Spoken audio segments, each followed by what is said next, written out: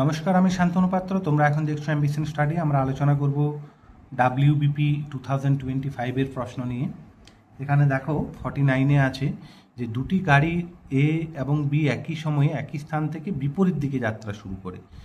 এ যাচ্ছে উত্তর দিকে, বি যাচ্ছে দক্ষিণ দিকে। এর গতিবেগ দেওয়া আছে এত কিমি পার ঘন্টা, বি হচ্ছে এত কিমি পার ঘন্টা।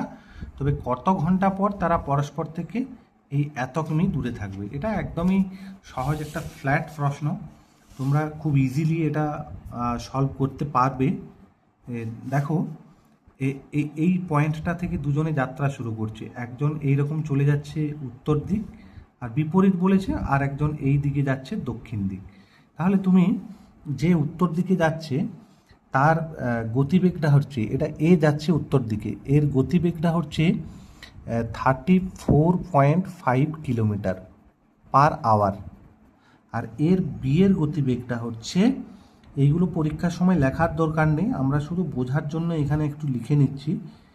তুমি এবার লক্ষ্য করো যে এরা 1 ঘন্টায় কতটা দূরত্ব অতিক্রম করছে।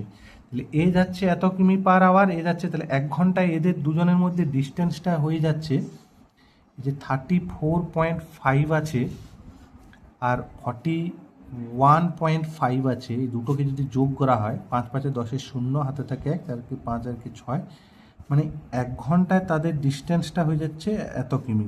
মানে 1 আওয়ারে তাদের পরস্পর থেকে ডিস্টেন্সটা হচ্ছে এত। টোটাল ডিস্টেন্সটা বলেছে কখন হবে 684।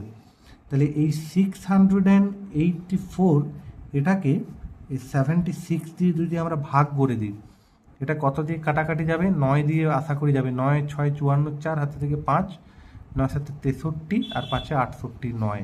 তাহলে পরস্পর থেকে এই দূরত্বটা কখন 684 কিলোমিটার হবে? 9 ঘন্টা পর তাদের দুজনের মধ্যে দূরত্বটা হয়ে যাবে 684। মানে কেন বলছি বিষয়টা, তাদের 1 ঘন্টা, তাদের এই যে 76 কিলোমিটার, এই 76 কিলোমিটার দূরত্বটা হচ্ছে 1 ঘন্টায়।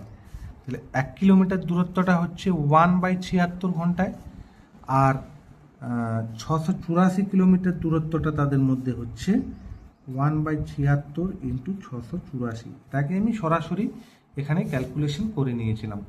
আশা করি তোমাদের বোঝাতে পেরেছি। ধন্যবাদ ভিডিও দেখার জন্য। তোমাদের ভালো লেগে থাকলে অবশ্যই লাইক শেয়ার কমেন্ট করবে। নতুন কেউ থাকলে তোমরা আমার চ্যানেলটি সাবস্ক্রাইব করে নিতে পারো।